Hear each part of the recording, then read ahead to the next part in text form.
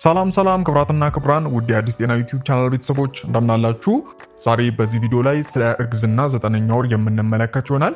የእርግዝና 9ኛ ወር የረጅም ጊዜ ጉዟችሁ ማጠናቀቂያ፣ ህፃኑ በእጃችሁ ለመታቀፍ የምትጓጉበትና ፍርሃትና ደስታ የሚቀላቀልበት ልዩ ጊዜ ነው። በዚህ ወር በሰውነታችሁ ላይ ምን አይነት ለውጦች ይፈጠራሉ? በማህፀን ውስጥ ያለው ህፃንስ ምን ደረጃ ላይ ደረሰ?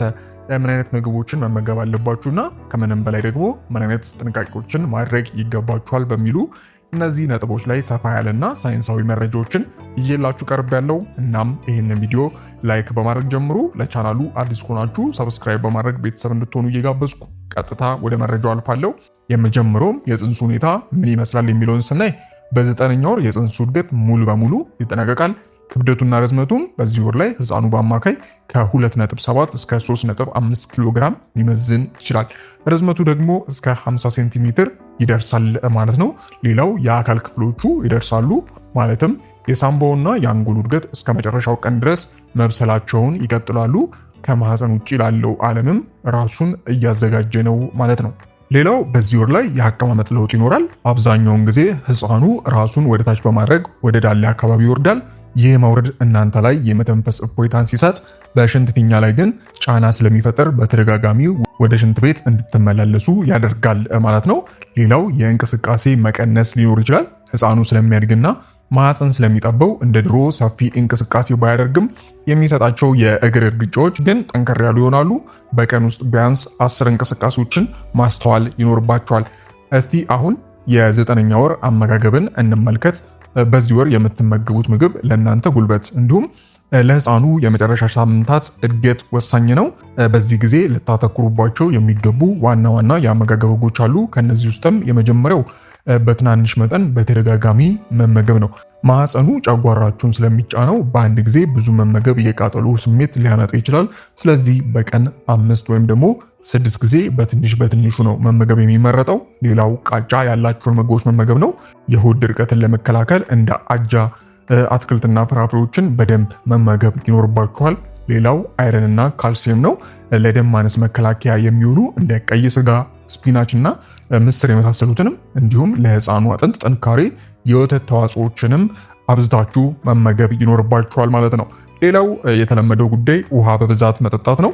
በቀን ከ8 እስከ 10 ብርጭቆ ውሃ መጠጣት የሰውነት እብጠትን ለመቀነስና የሽንት ቧንቧ ኢንፌክሽን ለመከላከል ይረዳል ማለት ነው። በሊትርም ካለን በቀን ከ2 ሊትር በላይ ውሃ መጠጣት ይኖርባችኋል ማለት ነው። እስቲ አሁን ደግሞ በ9ኛ ወር በፍጹም ሊወገዱ የሚገቡ ምግቦችን እንመልከት። ውድ ቤተሰቦች እንግዲህ በ9ኛ ወር ላይ የሚበላው ምግብ ብቻ ሳይሆን የማይበላው ምግብ እኩል ወሳኝ ነው። በዚህ የመጨረሻ ወር የእናንተም ሆነ የጽንሱ የመከላከል አቅም ስስ ስለሚሆን ለኢንፌክሽን እና ለሆድ መታወክ የሚዳርጉ ምግቦችን ፍጹም ማስወገድ አለባችሁ ማለት ነው። ዋና ዋናዎቹም የመጀመሪያው ያልበሰሉ ወይም ደግሞ ጥሬ የእንስሳት ተዋጽኦች ናቸው። ማለትም እንደ ጥሬ ስጋ ማለት ነው። ጥሬ ስጋዎች ውስጥ ሊስቴሪያ እና ቶክሶፕላስሞሲስ የተባሉ አደገኛ ባክቴሪያዎችና ተዋሲያን ሊኖሩ ይችላሉ። እነዚህ ተዋሲያን ደግሞ በማህፀን ውስጥ ላለው ህፃን በጣም አደገኛ ናቸው። ሌላው ያልበሰለ እንቁላል ነው። የሳልሞኔላ ባክቴሪያ ጥቃት ሊያስከትል ስለሚችል እንቁላል ስትመገቡ አስኳሉን ሙሉ በሙሉ መብሰሉን ማረጋገጥ ይኖርባችኋል። ሌላው ያልተፈላ ወይም ደግሞ ፓስተራይዝድ ያልተደረገ ወተትና አይብ ነው።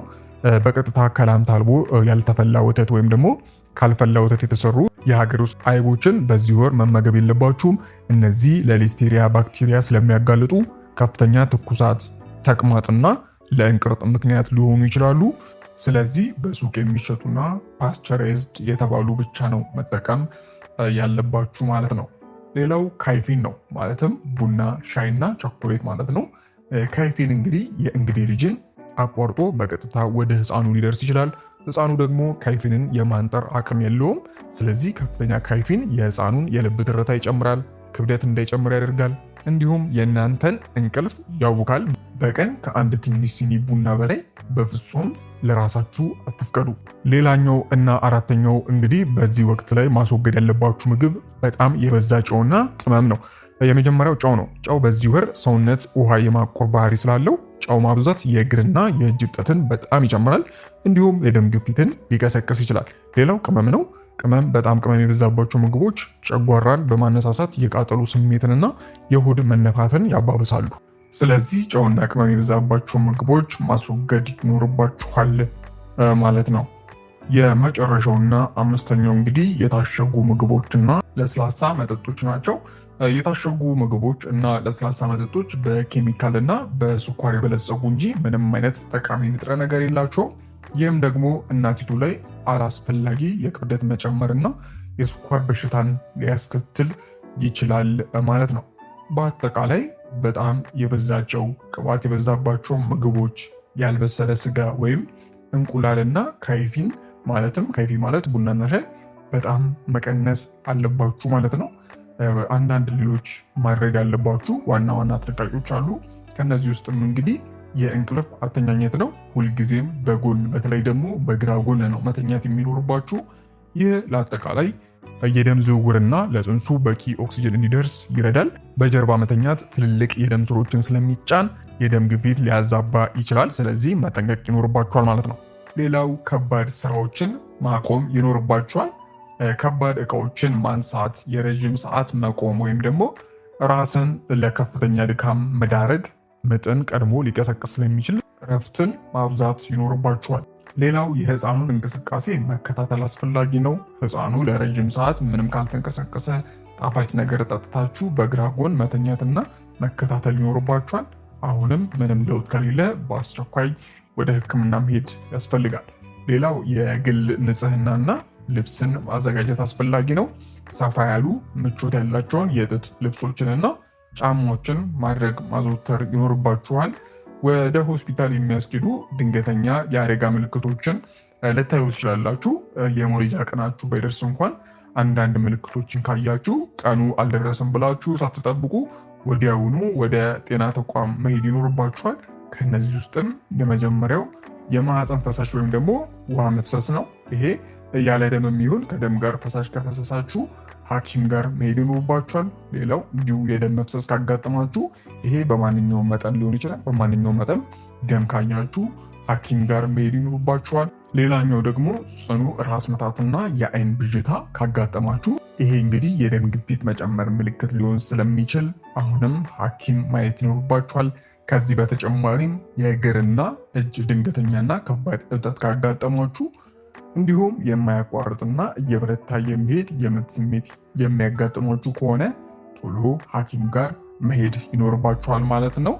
እንግዲህ ውድ ቤተሰቦች 9ኛ ወር ላይ እንግዲህ ወሳኝ የሚባል ወር ነው። ስለዚህ እያንዳንዷን ነገር ጥንቃቄ እንዲሁም ትኩረት መስጠት ያስፈልጋል። ይህ ወር የፍርሃት ሳይሆን የዝግጅት ወር ነው። የሆስፒታል ቦርሳችሁን አዘጋጁ፣ የህፃኑን ልብሶች እጠቡ፣ እናም ከሁሉም በላይ ደግሞ አእምሯችሁን ለአዎንታዊ ወይም ደግሞ ፖዚቲቭ የመውለድ ሂደት አዘጋጁ። ጠንካራ መሆናችሁንም ማሳየት ይኖርባችኋል። ይህ ሁሉ ጊዜ ማለፍ ቀላል አይደለም። እናም ይህንንም አሁንም በድል የምትወጡት ይሆናል ማለት ነው። ለዛሬ የነበረኝ አጠር ያለ መረጃ ይህንን ይመስላል። ከዚህ ጋር ተያይዞ ማንኛውም ሀሳብ፣ አስተያየት እንዲሁም ጥያቄ ካላችሁ በታች በኮሜንት ማስፈሪያው ላይ ማስቀመጥ የምትችሉ ይሆናል። ይህንን ቪዲዮ ላይክ እና ሼር በማድረግ ሌሎችንም ማስተምሩ ላለው ቻናሉን ሰብስክራይብ ካላደረጋችሁ ሰብስክራይብ በማድረግ ቤተሰብ ሁኑ። በቀጣይ በሌሎች ቪዲዮዎች የምንገናኝ ይሆናል። እስከዛው በያላችሁበት ፈጣሪ ሰላሙን ያብዛላችሁ። ደህና ሁኑ። ቻው